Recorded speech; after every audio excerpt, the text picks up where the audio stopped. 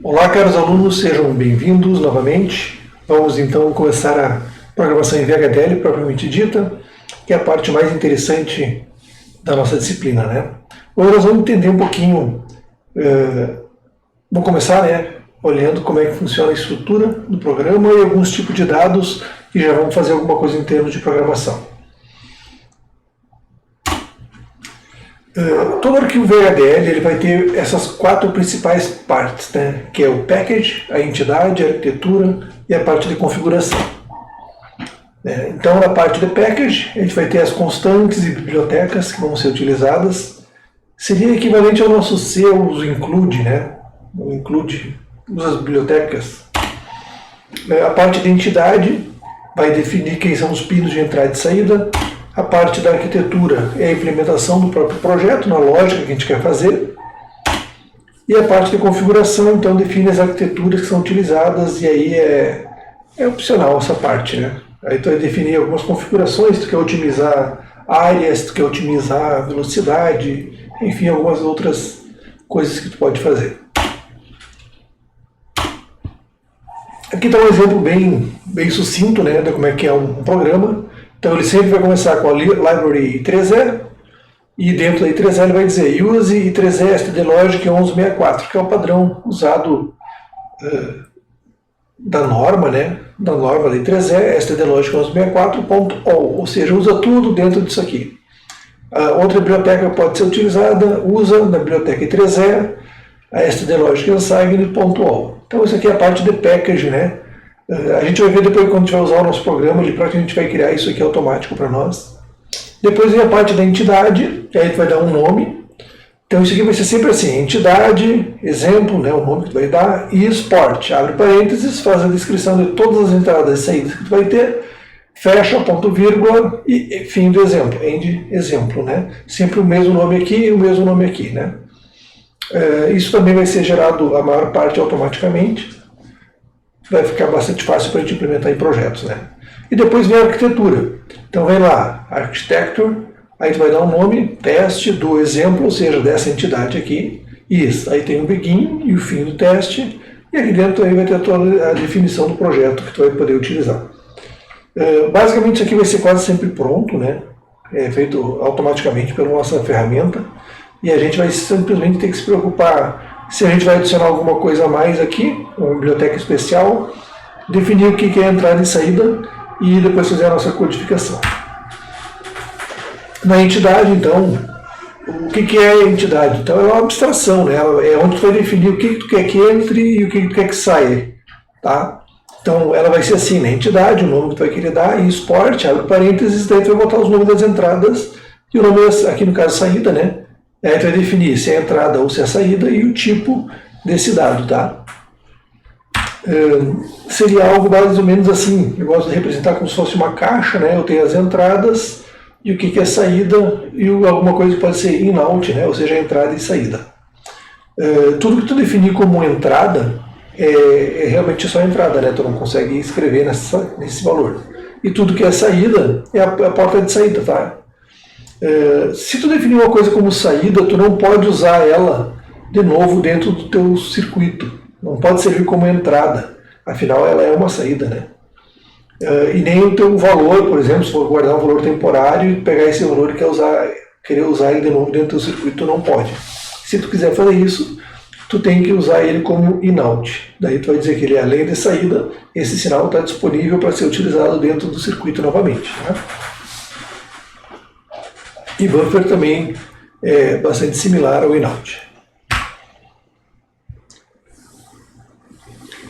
Bom, a parte da arquitetura, então, é onde vai ser definido o próprio código que tu vai querer fazer, né? Então ali vão ter as declarações, como sinais, constantes, componentes, subprogramas e os comandos, né? Atribuição de sinal, chamada de subprograma, instanciação de componentes, chamada de processos, isso a gente tudo vai olhar depois com calma. Tem três formas básicas, né, que a gente vai usar, que é a descrição comportamental, ou por fluxo de dados, ou estrutural. Aqui, por exemplo, acho que nem fiz esse exemplo. Não está feito. Mas enfim, seria algo assim, né? Um comparador de 4 bits, então teria arquitetura, aí tem um sinal de 4 bits, outro B, e tu vai dizer se o sinal é igual ou não, né?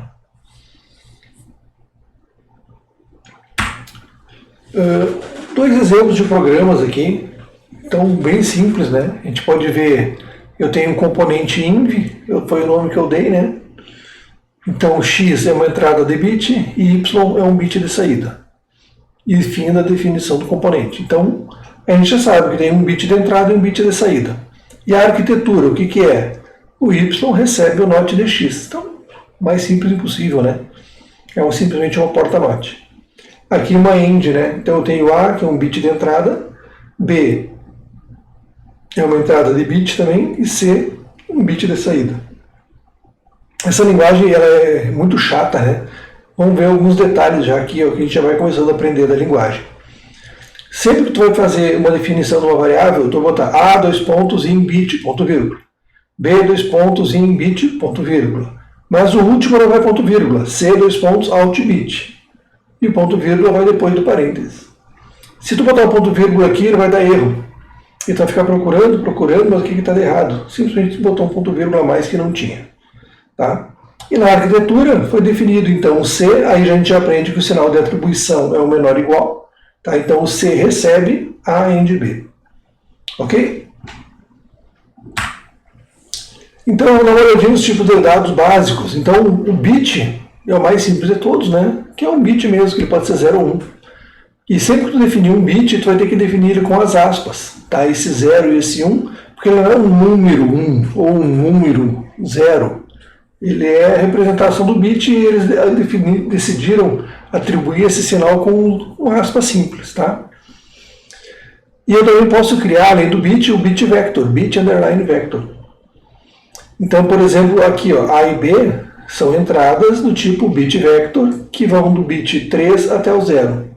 Então, eu tenho o meu A3, A2, A1 e A0. É isso que isso aqui quer dizer. E o meu B também, ele é como se fosse um vetor. Tem o B3, B2, B1 e B0. Tá? Ambos têm, então, 4 bits.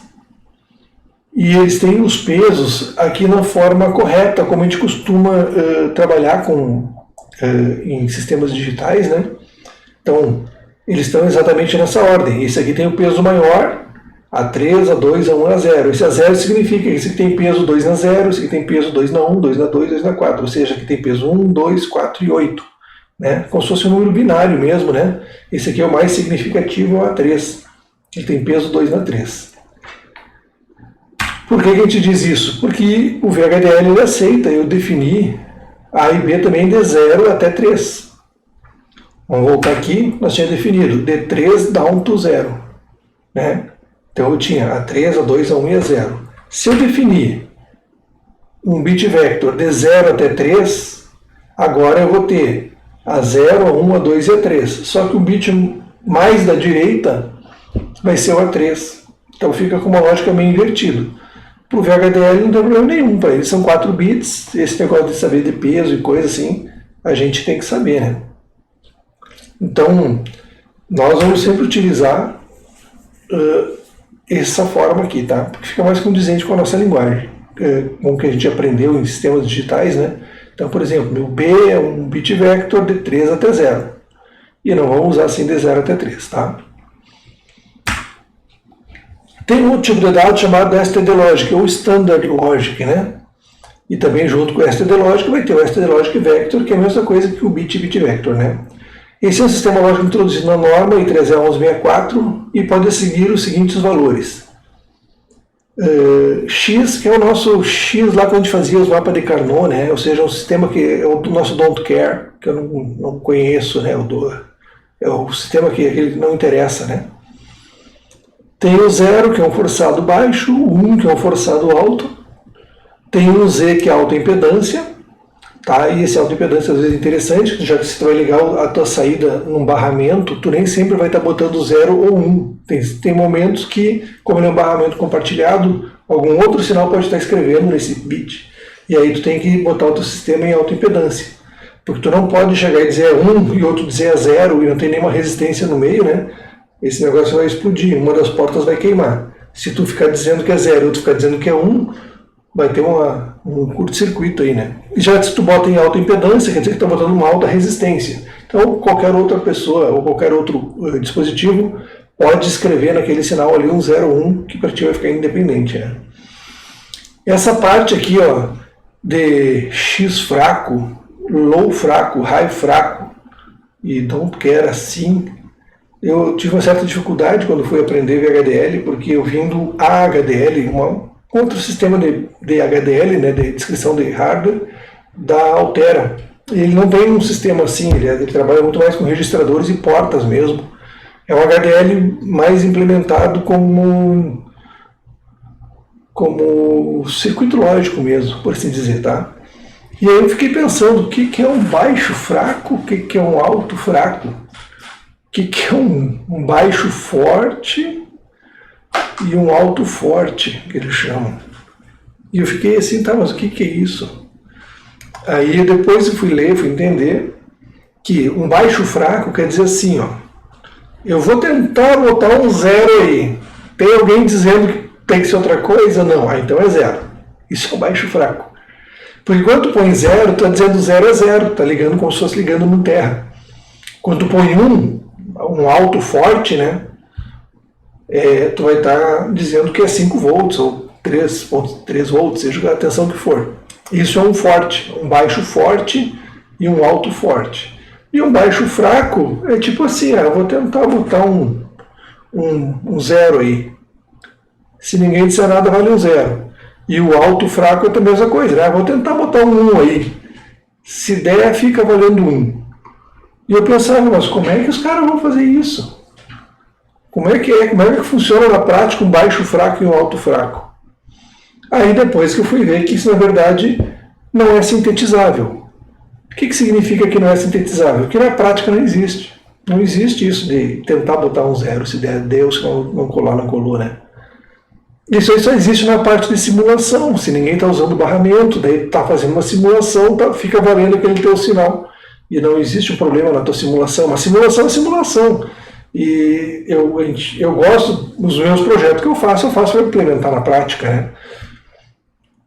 A gente é engenheiro, né? O nosso trabalho é fazer a coisa funcionar. E é o que não é implementável para mim, então praticamente eu não uso essa parte aí dos fracos, né? O W, o L, o H e o tracinho ali, né? Não uso por quê? Porque isso aí não é implementável. A não ser que eu esteja trabalhando num projeto muito grande, que pode dar, num momento de simulação, lá que está desenvolvendo o projeto, deu algum problema, daí tu vai usar o low fraco e o high fraco, tá? Então, nós vamos usar o quê? Basicamente, o X, 0, 1 e Z. Autoimpedância, don't care, né? Forçado baixo, 0, 1. Tá? É isso aí que a gente vai usar. Muito bem.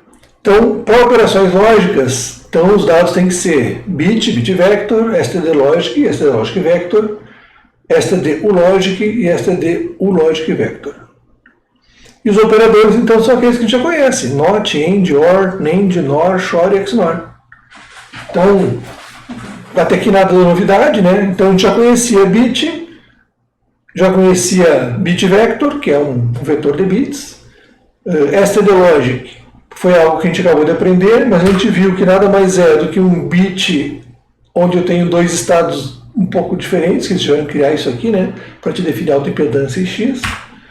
Então, o std logic é praticamente um bit, com dois estados aí, X e Z. E aí a lógica que a gente já conhece, NOT, AND, OR, NAND, etc. Né? Só para lembrar, então, o operador NOT vai ter precedência sobre os demais. Então, por exemplo, assim, ó, se eu botar NOT A, AND B, isso aqui significa que o NOT tem precedência. Então, isso aqui é o A barra, AND B, tá? Se eu quisesse fazer A, AND B e depois barrar, assim, ó, A, AND B e depois barrar, eu tenho que botar os parênteses, porque senão o NOT vai ter precedência. Isso é interessante de conhecer, porque senão a gente pode cometer alguns erros. Eu prefiro pecar pelo excesso e sempre colocar bastante parênteses, que facilita bastante na hora da gente programar, né? A gente não erra. Se botar parênteses a mais, você não vai errar, né? Por exemplo, tu quer fazer o NOT A, então bota aqui A parênteses, NOT A, fecha parênteses, AND B. Deixa bem explícito, né? Ah, mas precisa botar o parênteses aqui? Não, não precisa. Por quê? Porque o NOT tem precedência. Mas se um dia tu quiser olhar e olhar rápido, tu pode ler isso aqui de uma forma errada. Então, eu preferiria colocar, abre parênteses, note A, fecha parênteses, end B. Fica bem explícito que é só o A que está sendo barrado. Tá? Ou isso aqui também poderia ser representado a end B barrado, né? A end B. Então, só lembrando aqui, né, a gente já vai aprendendo um pouco da linguagem, o sinal menor igual, usado para sinais de saída. Né? Então, sempre que tiver uma saída e uma variável do tipo signal, a gente não viu ainda como é que são signal, mas a gente tem que o y seria uma saída, ele é atribuído com um sinal menor igual, né, que é uma flechinha. Então, nós vamos fazer então o primeiro exercício aí, descrever os seguintes circuitos em VHDL, simulá-los e sintetizá-los. Então, após a síntese, veja como o circuito foi implementado pelo sintetizador. Então, foi dado no circuito aqui, eu tenho A, B e C, vou fazer uma AND entre B e C, vou pegar o A barra, vou fazer uma OR com o sinal do BC, vou pegar esse sinal aqui, vou fazer depois uma AND desse A, do B e desse outro sinal aqui, A barra BC. Tá? Então, a gente já obteve a equação final aqui, que é o quê?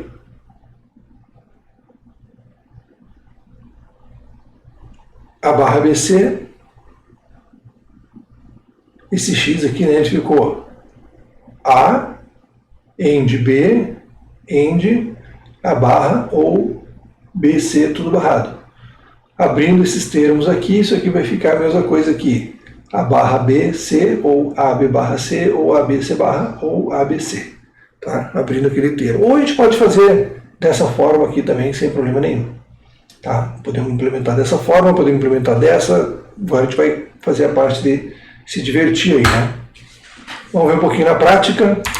Deixa eu ver se eu acho que está aberto o meu Easy.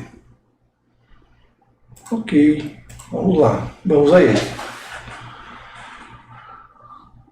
Vamos criar, bom, esse aqui é o Easy, né? O nosso sistema de programação da Xilinx. Eu deixei lá na nosso primeiro item postado foi esse programa, é um programa gigante, 6 GB, tem que baixar, tem que vocês entrar no sistema da Xilinx e fazer a inscrição de vocês vão conseguir o arquivo para fazer o download da licença, espero que consigam todos fazer isso e funcionar. Depois que está tudo instalado, tem dois passos que tem que fazer. Eu coloquei um vídeo lá para mostrar para vocês como é que tu faz para rodar no Windows 10, tem que renomear 2 arquivos e tomara que vocês consigam aí, não é muito difícil, né? Fazer, baixar, instalar, depois que está tudo instalado, renomeia 2 arquivos. É isso que tem que ser feito. Deixa eu fechar tudo aqui por enquanto. Close Project. Então quando a gente liga o Easy pela primeira vez, ele entra assim. Essa aqui é a cara dele, né? Então nós vamos criar aqui um novo projeto. Eu gosto de usar um nome bem simples aqui. Tipo aqui, ó, eu criei lá meu Drive E, eu criei uma pasta chamada VHDL. Se tu deixar um nome meio comprido, esse troço aqui dá bug. Se tu deixar lá E, barra users, barra José Baggio, barra documentos, barra não sei o que, esse troço às vezes funciona, às vezes não funciona, e tu acha que deu erro o teu código e não é. É o programa que está se perdendo. Então, sugiro vocês, vai lá no C, se você tem C ou D ou E, sei lá qual é o drive que vocês têm, bota lá uma pastinha chamada VHDL e vão dar um nome aqui, vou chamar projeto 1. Tá? Vamos programar em HDL e vamos adiante. Bom, aqui eu posso escolher qual é a FPGA que eu vou fazer. Por enquanto não me interessa isso, porque a gente não vai gravar esse primeiro programa. Tá? Então, mas aqui eu posso escolher qual é a família do dispositivo, qual é dentro da família o dispositivo, qual é o package. Depois tudo isso aqui, quando a gente for gravar na placa mesmo, eu tenho a placa aqui, né? Aí vocês vão poder acompanhar eu gravando aqui. O certo seria, na aula presencial, vocês mesmos ter os kitzinhos e gravar, mas por enquanto vamos fazer como dá, né? Então não vamos configurar nada por enquanto, vamos adiante e vamos terminar. Bom, com isso foi criado um projeto. O projeto vai ter que ter vários arquivos dentro dele. Então vamos a eles então. Primeiro então vamos usar File, New, ou então aqui ó, New Source. que é um VHDL módulo. Vou criar um módulo em VHDL, vou dar um nome aqui de exemplo 1, EX1. Então, dentro do projeto, eu vou criar um arquivo chamado EX1. Aí, o que tem lá na minha entrada? Vou voltar lá para a minha apresentação. Eu sei que eu tenho A, B e C de entrada. Então, eu vou definir aqui. Eu tenho A, tenho B, tenho C. Entrada, até aí está tudo tranquilo. E o que eu tenho de saída? Uma saída X. X, que é out. Beleza? Beleza. Next, finish. Então o sistema foi bacana com nós, já criou alguns comentários. Vou tirar isso aqui. Então eu vou ensinar alguma coisa para vocês. Tudo que é menos menos para ele é um comentário. Então aqui eu posso botar assim, ó. Essas são as entradas. Vou aumentar um pouco a fonte.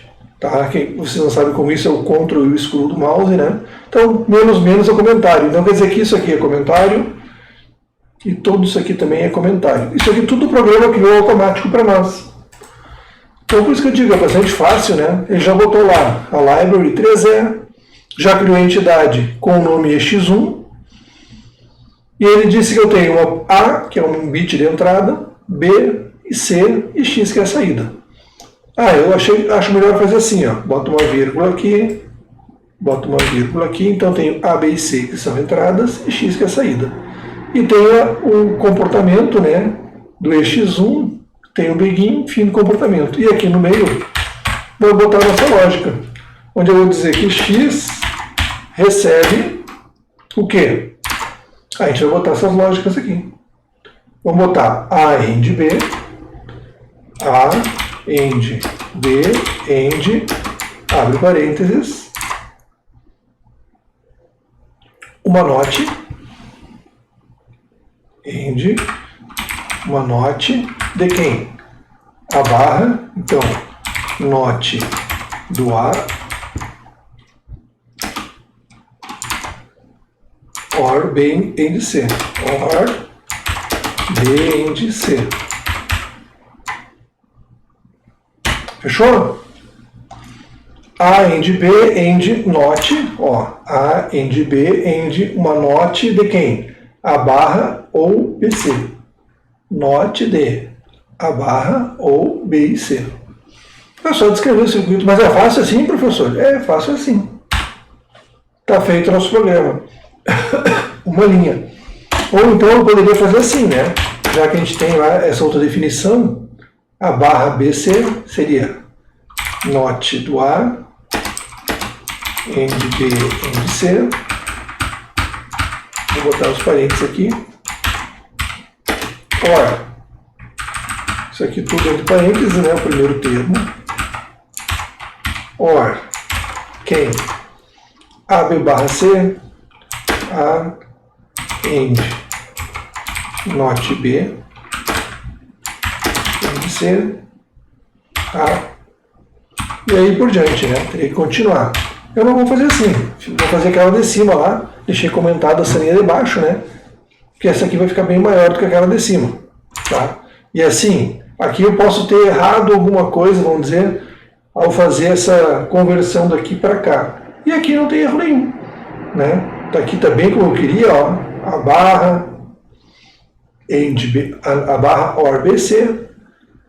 Vem para cá o A, vem para cá o B, faz uma end desses três sinais. Então aqui está a forma mais contrata, mais contraída, vamos assim dizer, né? E eu consigo então fazer essa simulação sem erro nenhum. Então com isso já posso salvar o meu arquivo, já fiz a descrição do meu hardware e agora eu vou fazer uma parte que eu acho legal. Primeira parte, nós vamos fazer a síntese. Então, olha só, eu estou aqui na implementação, estou com o meu circuito, ó, a descrição em VHDL do EX1 e vou criar aqui, ó, View RTL Schematic. Vou dar 2 cliques. E aqui ele já está começando a fazer a conversão desse meu circuito, que eu descrevi ele em VHDL, e ele está começando a ver como é que ele vai encaixar naquela FPGA que eu tinha definido no meu início lá. Então eu vou começar no top level. Ok. Ele abriu aqui um bloco, ó. Eu tenho as entradas A, B e C e X que é minha saída. Se eu der 2 cliques aqui dentro, ele vai mostrar. Vou dar um zoom com o screw aqui.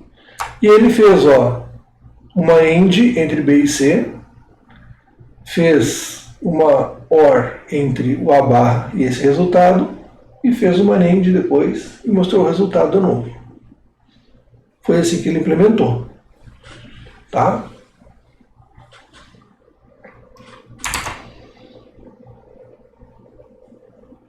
Que é bem como a gente definiu. Então, voltando para cá, aqui, agora não adianta eu querer clicar dentro de um bloco, ele não abre, né? O que a gente pode fazer agora? A gente pode fazer uma simulação. Como é que a gente faz uma simulação, professor? A gente vem aqui agora, e aí vai fazer assim, ó, Simulation, clica no arquivo, vai abrir aqui, ó, a parte do simulador e Sim Simulator. Então tá, antes eu estava na implementação, vou mudar para simulação. Vou aqui, Simulate Behavioral Model. Vou dar 2 cliques e ele vai abrir o simulador para nós. O programa é pesado, né? Ele vai abrir e vai colocar os sinais A, B, C e X de saída. Eu vou resetar aqui, volta tudo para o zero, tá? Aqui é o botão de controle. Eu resetei tudo aqui e agora eu vou começar a atribuir valores para A, B e C. Então eu vou colocar tudo zero do início. Então botei botão direito em cima do A, e vou vir aqui Force Constant, Force para 0. Ok. B, vou fazer a mesma coisa, Força Constante para 0. C, Força Constante para 0. E X não precisa, né? E agora, se eu der um play aqui, ele vai rodar o resto da vida. Não é o que eu quero. Se eu der um play aqui, ó, ele vai rodar por 1 microsegundo, que é o que eu quero. Então, vou dar um play aqui, e ele vai mostrar que o meu X valeu 0. Posso dar um zoom aqui, ó, zoom menos, ou aqui que dá um zoom geral. Então, ele foi de 0 até 1 microsegundo. As 3 entradas eu forcei elas em 0 e ele mostrou o X valendo 0. Vamos olhar lá de novo. Quando é que isso aqui vai para 1, por exemplo? Se o meu B for 1, o meu A for 1, vamos tentar com o valor de 0 em C, vamos ver. Force Constant, vamos botar um 1. Vou rodar mais 1 microsegundo para ver o que acontece. Vou dar um zoom geral. Ó, meu A foi para 1. Agora eu vou botar o B para 1. Force Constant 1. Vou rodar mais 1 microsegundo. E ó, a minha saída foi para 1. Tá? Eu vou dar um zoom geral. Quando o B foi para 1, a saída veio para 1. Agora eu vou botar o C igual a 1. Botão direito, C, Force Constant, vou botar 1, ok, roda. Quando o C foi para 1, a saída veio para 0. Bom, enfim, isso aqui está seguindo aquele circuito lógico lá. A gente pode botar todos os sinais de entrada que a gente quiser aqui para ver funcionar. Um jeito legal de fazer isso funcionar, para a gente ver todos os valores, né, de 0 a 8, né, é formular como se fosse um clock no A, no B e no C com tempos diferentes. Eu vou fazer assim, ó, a partir daqui eu vou botar assim, ó, Force Clock de 0 para 1, o período de, botar aqui 1 microsegundo, 1 US. Tá, então eu estou dizendo que a partir de agora o meu A vai de 0 para 1 a cada 1 microsegundo. O meu B, eu vou forçar um clock também, ele também vai de 0 para 1, só que a cada 2 microsegundos. E o C, Force Clock, também vai de 0 para 1 a cada 4 microsegundos. Ok. Eu vou rodar aqui alguns microsegundos para a gente ver isso funcionar.